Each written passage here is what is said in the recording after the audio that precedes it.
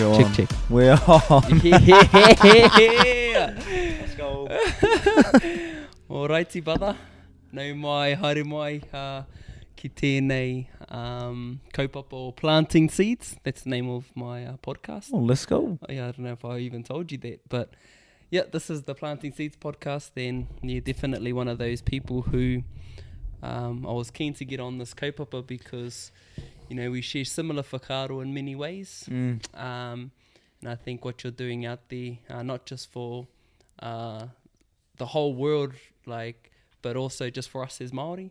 Yeah. And I know it's heavy on your heart to not only live a life that's good for you, but you want to empower others through your gifts. Yeah. But maybe even, bro, just for maybe like the 3 people who might not even know who you are, bro, maybe just give a little background about yourself, you know, pepeha wise, and, you know, and then from that, you know, what was life growing up like for Stan Walker? Oh, yeah. Kia ora whānau, ko maua o te mauna, ko taurana te moana, ko matātua te waka, ko nai te rani te iwi, ko tamapahure te marae, ko tamapahure tōku tūrana waiwai, no taurana moana hau, and now I'm in Tāmaki Makaurau. So yeah, and ko Stan tōku inua. Yeah, I'm Stan. I'm a singer, wannabe actor, wannabe director. I'm a wannabe in a lot of things, but my main thing is I'm an artist. I'm a storyteller through music and also through film and stuff like that. But yeah, I've been in this industry doing what I've been doing for 10 years. I grew up all over the way. I'm from Taurana Moana, from Tamapaure. Grew up I'm a marae boy. Grew up on the marae, but then also grew up in Australia in Byron Bay. So we moved back and forth my whole life. We got a kind of reasonably big whānau, like, you know, like in terms of my whānau, like there's like thousands of us because we're brought up in the marae. We're all the same. They're my brothers and sisters, all my cousins and everything like that. All my next door neighbours were my family. So we had no other neighbours that weren't related to us. But yeah, so I'm from a family of, there's 5 of us, 5 siblings. I'm right in the middle, 2 older, 2 younger. We're quite spread out. I think my brother's like 37, 38 and my sister's 18. So it's a big gap between them, the oldest and the youngest. And I'm smack bang in the middle. I'm like the peacekeeper, troublemaker. Peacekeeper, you reckon? But yeah, so it was in terms of whānau and having whānau around me, that was the best part of my upbringing. Also, we kind of like had a bit of a rough upbringing, a lot like Once We Warriors. My dad was, you know, he was an abusive man and he was an angry man and he wasn't a dad, but he was our dad, but he wasn't a dad. My mum was, you know, did the best she could. She raised 3 sons alongside with my grandparents. So I've always been brought up by my nannies and koros. You know, I've always sung my whole life. That's always been a refuge to me. It's always been something that was always just mine, nobody else's. That was my dream.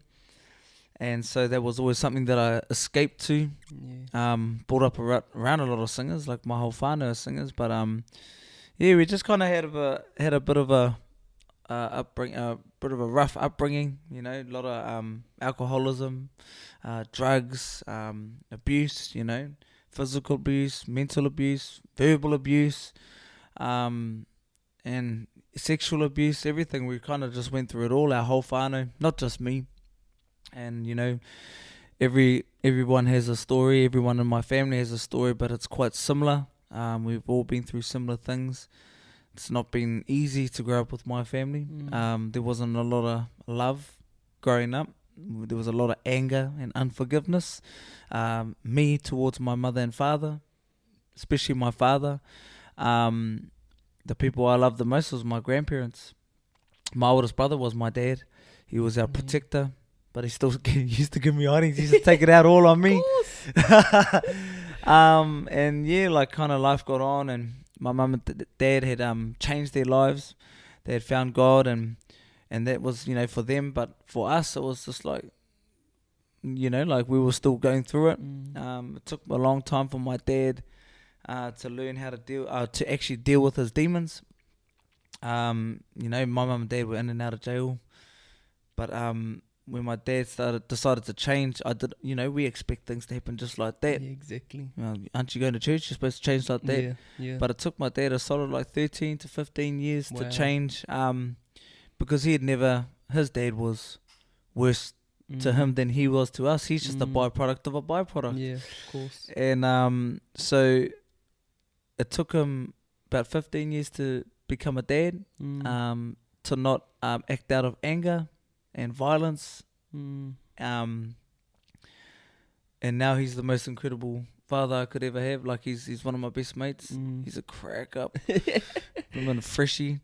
And my mum, she's a staunch mana wahine. She like epitomizes mana wahine. Of course. And then, you know, my journey, like, I had to find my own way and find my own purpose and like live in like truth. I was a massive compulsive liar. I lived a lot of lies, and I didn't know the truth because I was scared of the truth, because a lot of stuff had happened to me, a lot of stuff that my parents didn't know about, and I was doing a lot of stuff that my parents didn't know about, as a result of stuff that happened to me. Exactly. I was a byproduct of a byproduct. Yep. And so I was just doing the best that I could, and the best I knew to do was lie, hide behind lies. And did you know you were lying? Was it like, no, or was it like you just thought it was just the normal thing? I didn't know, because I got so caught up in it that my lies became truth. Yeah, true. It was weird. It was a trippy thing, and I got caught up in so many lies, and the last lie got caught up with this lie, and it was contradicting each other. And it wasn't you doing that because it was who you are. It was the result of because you were broken, eh? Yeah, that's fully. What you used to mask what you're feeling inside. Maybe it was like a mask that you needed to distract yourself from people seeing you as a liar, but not as someone who's broken. Yeah. You know, was that maybe like a contrast of what you feel was happening with you at the time now, in the space that you're in now, looking back? Do you think that may have been a reason why you were lying? Oh, definitely. I was the most broken little kid that was forced to grow up in so many different ways, and I was beaten up, I was bullied, I was like chucked away like I was nothing, told I was nothing because I was broken, but they thought that I was just acting out because I was acting out, but they didn't know inside I was broken to the point I just wanted to die so many times. And I knew that feeling even when I was 3 years old. I was like, how do you even know that? How do you know that feeling? Well, I knew it. I knew what it felt like, and I knew what I wanted in that moment. I'll never forget that. It's the very first time I ever felt like I wanted to die. Yeah. Powerful. You know, we learned stuff real quick. Yep. We learned our wrongs from rights. We were sexually awakened at a young age, not because of our fault, because we seen stuff was done to us. Exactly. We learned how to be angry. We learned how to lie. We learned how to fight. It was the environment in which they conditioned you into the person that you had become. You know, it wasn't your intention for all these things to happen, or was the environment that you're in that molded you into that way of being. And, you know, fortunate enough to know you for some time now, and, you know, how close you are with your family, and pretty much every single person that you talk about, like, oh yeah, that's my best mate. I'm like, how many best mates do you have? And like, oh, bro, that's my sister. I'm like, bro, how many, like, you know, and you just sort of talk about, because everyone around you is your family. You know, you're raised in a village, and it's pretty amazing to see that, because when someone's in the spotlight, it's really hard to know their story. So really appreciate you sort of like diving deep and we share similar beliefs, and we don't believe in small talk. And I like how we've just gone straight into something like that, because I think this is where the realness sort of lies, bro? Yeah, fully. And one of the conversations I remember we've had before, and I think it'll be good for people to hear, is you told me about the time where you actually, because you always knew you could sing, Yeah. but there was that moment in church where you were put on stage and it was the first time you felt the presence of Jesus or God run through you. Do you know the story I'm talking about? Yeah, cool. Yeah, I was in and out of church, you know. Yeah. I had to go to church. I had no choice. So I was like, oh, might as well make the most of it. But at this point in time in my life, when this experience happened, I was out. I was like, ooh, I'm not going to church. Stuff this, stuff you, stuff Jesus, stuff all of yous. Yeah. But my bro had hit me up, and he was the man that was kind of like my saving grace. He was my angel on earth. Like he was the person that did life with me, whether I liked it or not, and showed up, and he showed me who I am through just loving me and just being there with me. And it kind of annoyed me. I was like, why are you trying to hang out with me, bro? I don't want to hang out with you. But he just was consistent. So he hit me up, yeah, come to this youth camp. I was like, I'm not going there. He goes, oh, come on, bro. And I was like, I got no money, I can't get there. He goes, oh, I'll pick you up. I was like, oh, I got no money. He goes, we'll get you in free, don't worry. I was like, all right, don't tell me. You don't need to tell me twice. I heard free. I didn't even care about the youth camp. I was like, I'll get away from my family for a little bit. And I was in like a real crossroads of my life, because there was so much tension between me and my family and me and my best mates. I felt abandoned at this time, so I was just like, stuff yous all, stuff church, stuff Jesus, I don't care. Anyway, went to this camp. Long story short, this the preacher, he come to the end of the service. I've been there, done that. I know how this goes. I know how church goes. Like, when you're in it for a few years, you know how it goes. This happens, that happens, this happens. We finish. So he got up and he's like, oh, if anybody wants to give their lives to Jesus. And I was like, yeah, here we go. Just do your spiel, bro. The spiel, yep. This is your plea, to put it out there. He's like, then come up and goes, and it doesn't matter how many times you've done it. If you want to just reconnect and re-give your life back, man, it doesn't matter how many times. You can do it again. He's here for you. And I was like, all right then. Like, but I was really cocky, going and arrogant. I was like, and I was like, okay, God, this is your last chance. If you don't show me now, I'm done. I'm never going to ever try with you again. So I went up and he goes, I want you to close your eyes. And I want you to imagine it's you and Jesus, and there's an altar. And I was like, yep, arrogant. Like, I know. And he's like, yeah, I want you to close your eyes and imagine it's you and Jesus. And I was like, yep. And there's an altar. And he goes, I want you to get everything out of your life. Good, bad, ugly, sad, amazing. Everything. All the little things, from the things that everybody knows to the deepest, darkest secrets that nobody knows. Everything out of your life, and put it on the altar before Jesus. And I was like, yep, started doing it. I was like, ooh, it's a bit sore, ouch. I started feeling, because I was seeing everything. And then I had just tears in my eyes, and I was like, whoa. And I was like, by this point, I was just crying. I was just like trying not to make any noises, but I was going, like, just coming out. And then he goes, there's one thing you're not putting on the altar. And at that time, that was my relationship with the girl that I was with.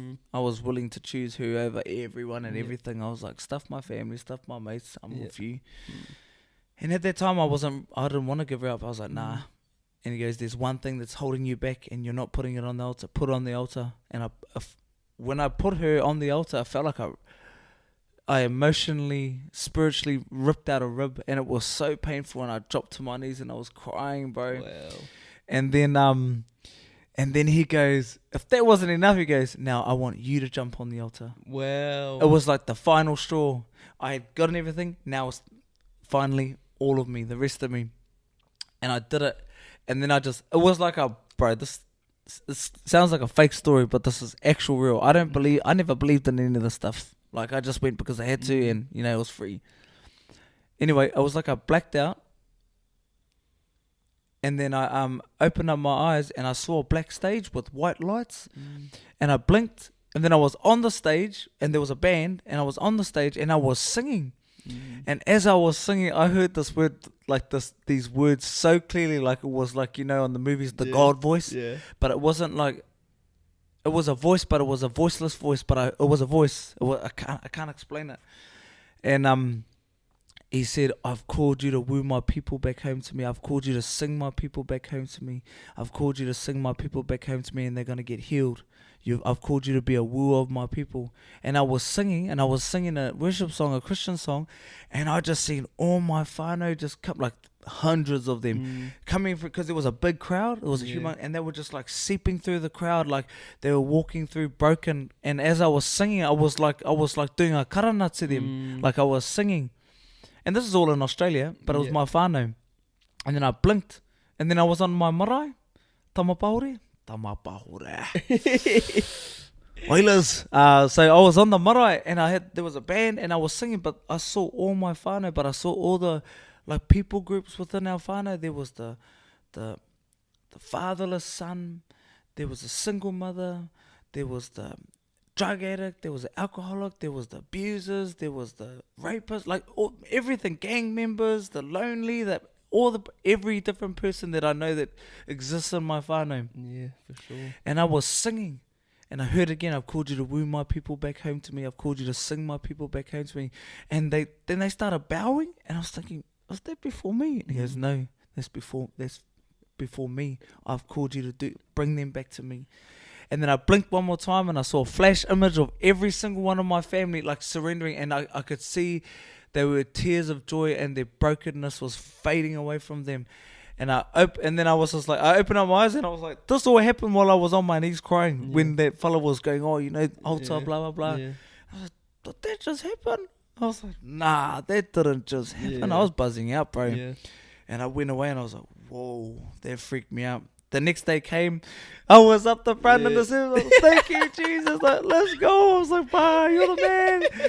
And then, bloody hell, like my greatest fear is losing family. That's when that's my biggest, always been my biggest discouragement. And I feel like I really lose my way. Yeah. I'm a lot better now, but at this time, this is 11 years ago.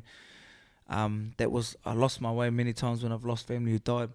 And anyway, so I got a text from my mum, and rang her up, and she goes, oh, Nene Lani died. This is my nan. She's the last one left. And I was like, F this, stuff you, God. Every time I try and come back, this is what you do to me, stuff you. And then honestly, it was like the stillness come over me, and I heard this voice that was a voiceless voice, but it was a voice real clear, say, you didn't experience me last night to give up now. And I just went silent. Wow. I had my tears, and I walked away, and I went to bed. And then my mum, and this is me, I'm all about the whānau. Whānau comes first. And I was like, yo, leave the camp, I'm flying back home. And she goes, just stay there, son. And I was like, okay, that's not me. Yeah, true. Oh, there's no way I'll stuff this camp, stuff all these people. I don't know them. I get like real. Yeah. But I was like, okay. I said, okay, and I stayed. The last service come, the night service, and there was a lot of people that come from near and far, because it was the last night, so it was anybody could come. And anyway, they were doing the praise and worship. The band was up, and I was like, I was on my bare feet, and I was like, oh God, sorry, and all this stuff, and like, help me, I need help. Yeah. And then they stopped, and the pastor got up, and he goes, I just want to stop the service for a second. I just want Stan to come up here and lead the song. I was like, hey. Anyway, I was like, oh, shame my mate was on guitar. I was like, oh, shame. I was like, oh, shame, but shame, walked up. And the song was like, I could sing of your love forever. I could sing of your love forever. And it's a song that I've known for years, bro. And I went up, and I was like, okay, then started doing the thing. I was giggling to the boys. They started playing it. I started singing. I just closed my eyes, and I started singing. I think I got through maybe the first line, and then it just became crying. I couldn't. I was like, like if you're listening to a sound wave, like, what the hell is he doing? Yeah. But I just started weeping on the mic. I couldn't control myself, and I just think. And I was just weeping on the mic in my own world. I was like, far out, because this is the first time I actually, like, those words meant something to me. I could sing of your love forever. I could sing of your love forever. I'd never known, like, what his love was until this came. And anyway, this wasn't even the big thing. I opened up my eyes, and everyone was on their knees. The band were on the ground. Nobody was moving. They were on their knees, just bawling their eyes out. They were just like the whole crowd. And then I just went, ping! Yeah. And I was like, whoa.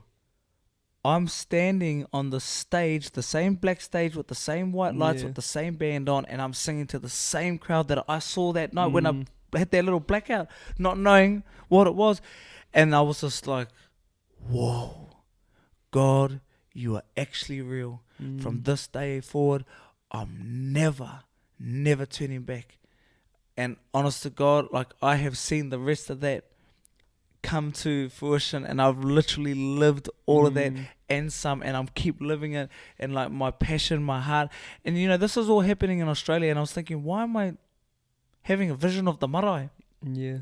10 years later, I'm living back home, doing exactly what I was meant to be doing, and God had planted it in my heart back then, and now it's coming to fruition where, like, I'm here to serve my people, to serve Tanata Whenua, the Pacific, and to operate in my gifts for our people, to hopefully inspire, bring hope to our people, and using my gift of singing as a tool of healing. Exactly. And like, bro, that's my experience. Nobody can ever take. Everybody can be like, oh, you know, I believe in this. That's awesome. That you know, each to their own. Exactly. But nobody can take that away from me.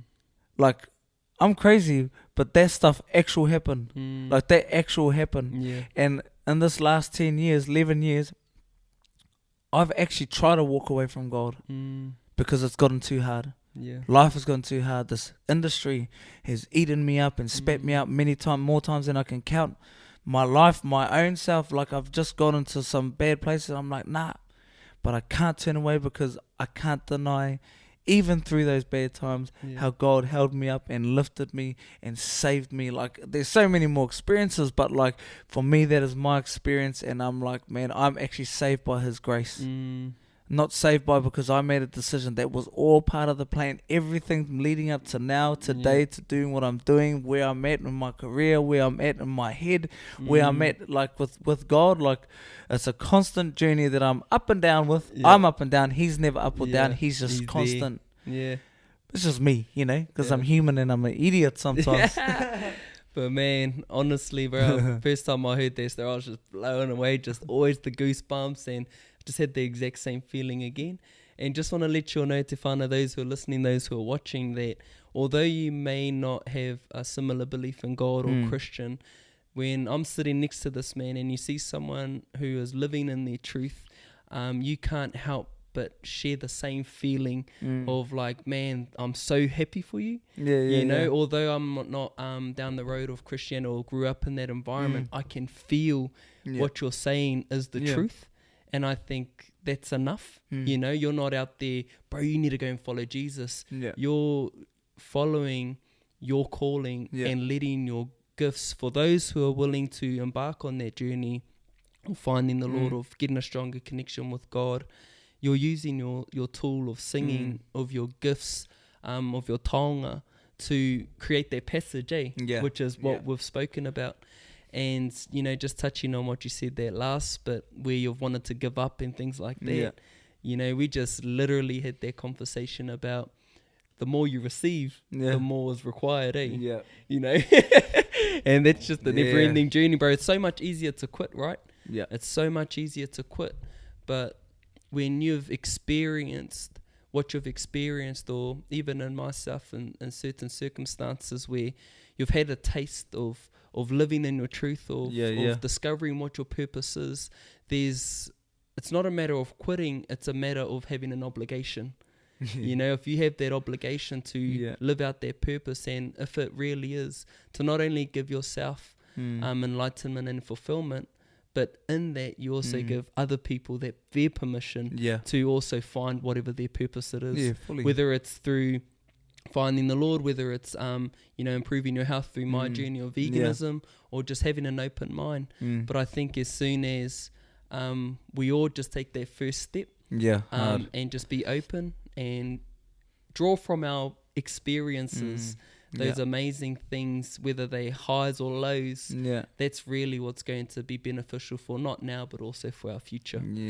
And bro, you've, you know, shared a lot, and don't want to like go too long on things, and bro, we can literally talk for hours.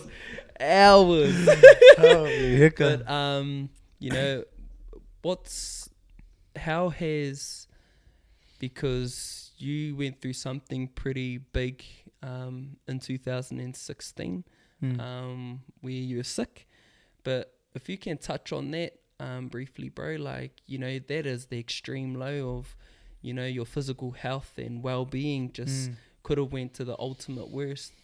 But you've touched on that experience, but last year was your biggest year of your life. Yeah. You know, and how quick that can change. So if you want to just touch on that story of you going to that low point, but in that you found more energy and a more sense of purpose to bring out the best work that you feel in yourself. And, you know, how has that sort of come full circle for you?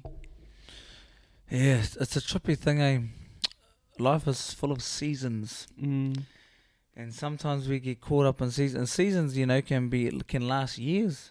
A season can last years. A season can last days or months. I don't know. Like, you know, it's different for every person. But 2016 and 17 was like a big season. It was like a season of everything just dying off on me. Like, I lost everything. I lost my sanity. I lost my money. I lost my girl. I lost my friends and family and my spiritual, like everything. And then I lost my health, bro.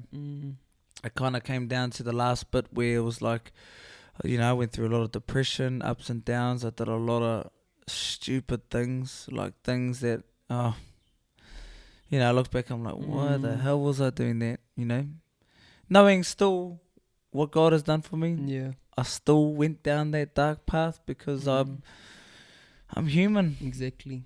And it was the last straw was like my health when I found out I had cancer, and it was just only 8 months after that my mum had cancer, and I wasn't scared. For me, I was just like, really? Like, I was annoyed. The one thing I never ever did through that, maybe because I went through all that other stuff, that I was just like, oh, it's another thing. I never feared once. But I did almost die a couple of times in the process. Wow.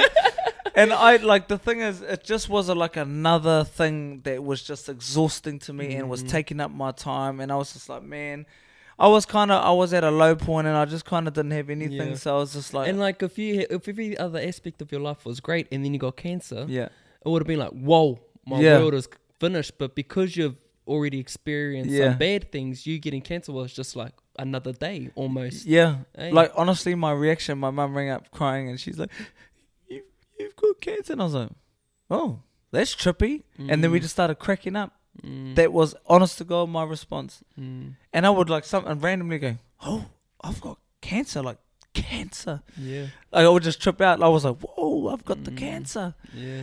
And I would use it as jokes. I'm like, oh, I can't get that, I've got cancer. Like, you know, bro. That is so you, bro. Bro. I was like, might as well use and abuse it. Yeah, of course. But I didn't realize that it was gonna.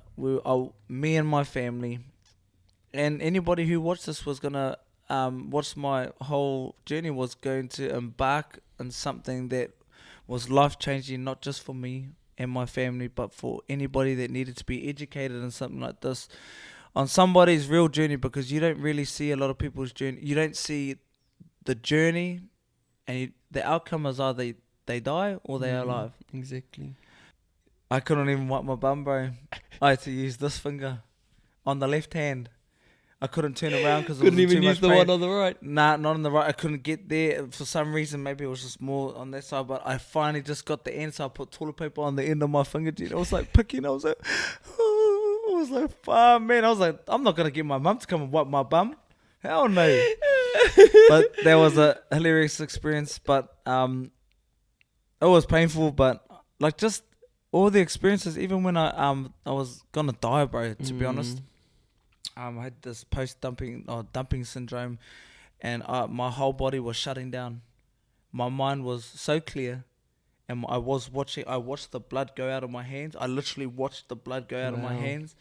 And I was like fitting. And I was just, I couldn't talk, I couldn't cry for help because I got cold, and then it just turned into this out of control. And then I couldn't breathe, and I was like, wow. this is how I'm going to die. And I couldn't even call out to my mum.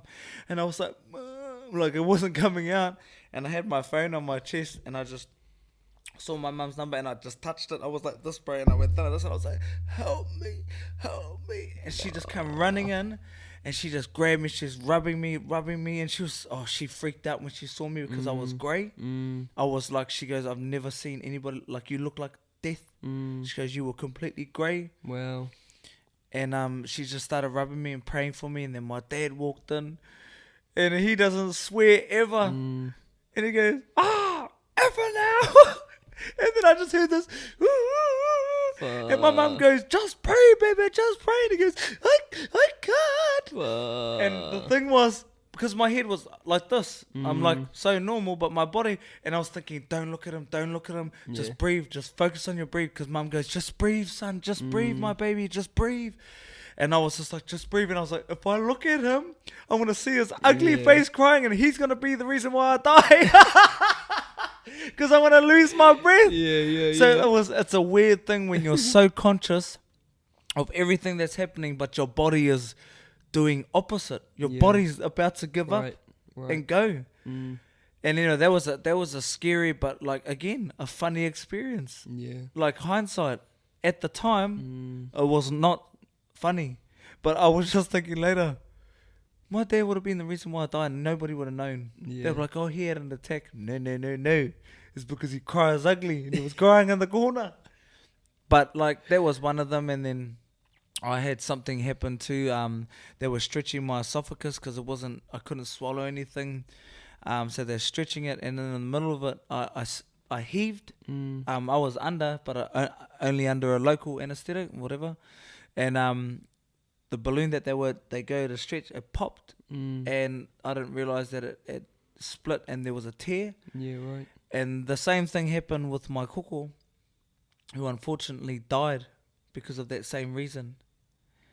And if I had eaten or drunk anything and it got through that leak, I would have died. Wow. And I didn't even know. So I was in hospital for 2 whole weeks. They had a drip through my arm that went all the way around to my heart. And I was on there for 23 hours a day, and I wasn't allowed nothing on my lips. I wasn't allowed to eat anything, drink anything, like not even suck on a lolly. Wow. That was the most frustrating, and I couldn't move. And I was on my machine for 23 hours a day, and I had 1 hour off the machine. So I'd get up, get out, and go straight to outside. Just get away from the hospital. I hated it. And I was counting down the hours, the minutes, the days.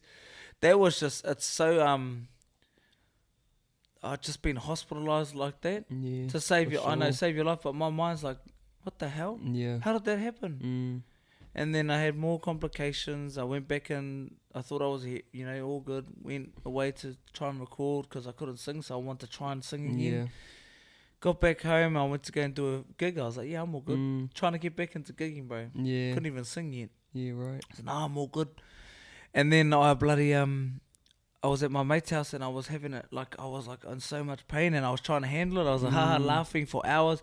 And then I got to the point, I was like, I can't handle this. I was like, brother, please, can you call my mum and dad? Like, I was holding it. I was handling it. I already handled a lot of pain, so I was all good. For sure. But I was like, I think I'm gonna die. I think something's really wrong. So we went straight to the hospital, and then I went straight to emergency operation, and they reopened every scar and everything, cut open the scar tissue, and they basically did the same thing that they did on my first operation. Wow. Or to find nothing, and they took my appendix out. Nothing was wrong with it, and they couldn't find what was wrong. And then after that, started to get better, and I tried to get back into it and booked a gig for 3 weeks. I was like in the hospital bed going, I'm all good. But that gig was worth it because that's where I met my missus. So, wow. Check it out. Oh, man. There was a chapter.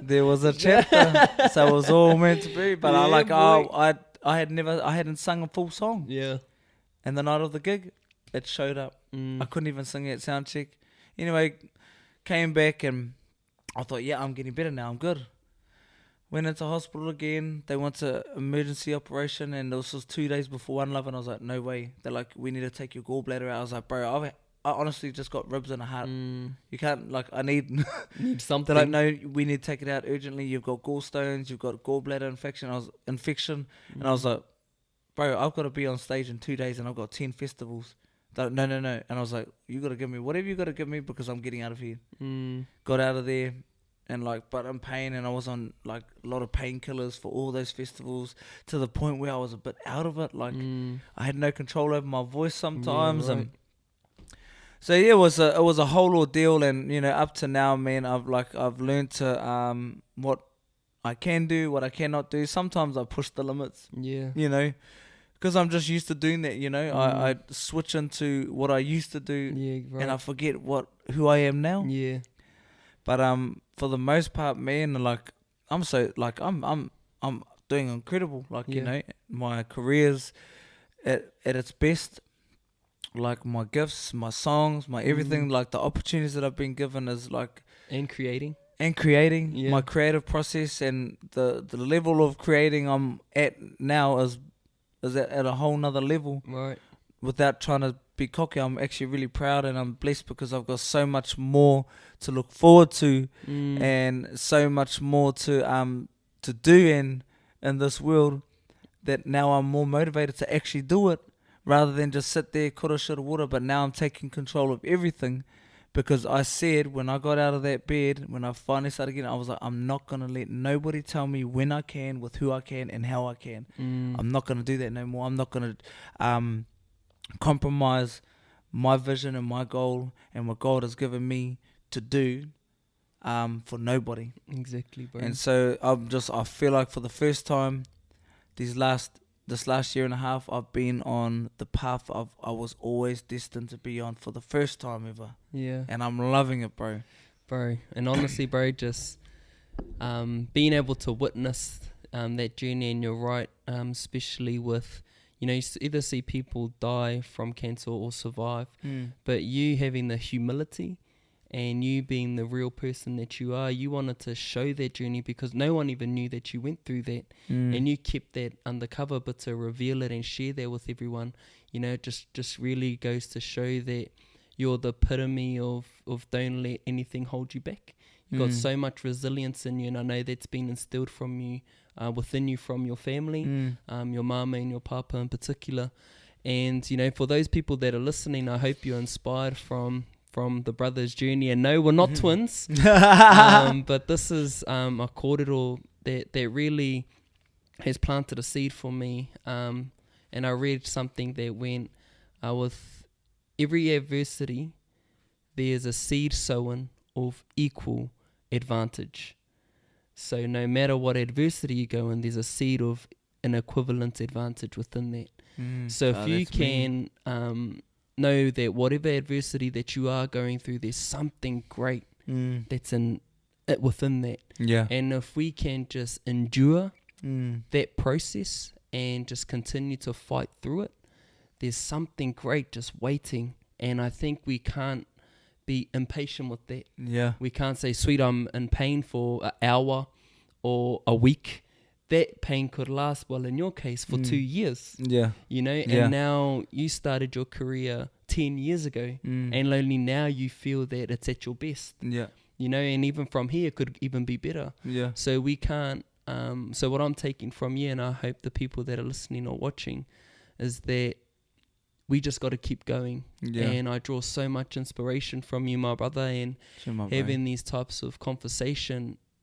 Like, there's so many seeds planted within my mind, bro, and that's why I like the idea of this podcast, the Planting Seed podcast, because we share this on an intimate level of we feed each other, not with kai, although the kai is good, but it's with the kōrero, it's with being inspired from each other's journey and whatnot. But for the average person, or for the people out there who don't have this type of conversation present in their life, because I feel that's the hardest. We all know within our minds and within our hearts that we want something better, but if we're around people and we're having conversations or sharing time with those who don't share those same values, I think having a resource like this just gives them that inclusive feel that there are other people out there who think like me, who feel like me, and for us to have our passions and our journeys, we definitely want to have an impact on all, but we definitely focused on our own. Definitely. And you know what you said you're proud of yourself, and bro, I think we need to acknowledge that more, and as Māori and as people of Aotearoa, we need to get rid of that tōpopi syndrome. You know, we're only pulling our own down by not allowing them to take ownership and be proud of their achievements, to be looked at themselves in the mirror and be proud of who they see. And we got to get rid of shame. We got to step into vulnerability. We got to utilize vulnerability and use whatever we can as strength to make those movements forward. And bro, what you're doing, Stan, and we've only touched on things, but I'm sure, bro, the future is so bright from you, and I just want to encourage you to continue walking in your calling and in your purpose, because what you're doing is what you're meant to be doing. Chimo, bro. Meanwhile, bro, any last thoughts from you before we close it? I don't know, this is me, bro. Like the same thing for me, planting seeds to me. I'm leaving with my cup full. And hey, that's the thing, you don't need 50,000 people. No. You just need one person, one real person, kanuhi ki te kanuhi, not online. That's not real life. This is real life. You're seeing us live real life. And just, I don't know, just to anybody that's listening, like, just be encouraged, man, like, that the best is yet to come for you, whatever that may be.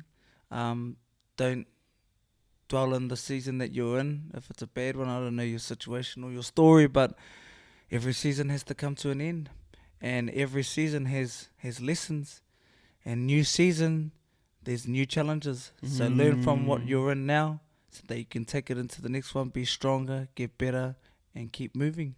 It's a journey that's never ending. Never ending. Ever. Until you die.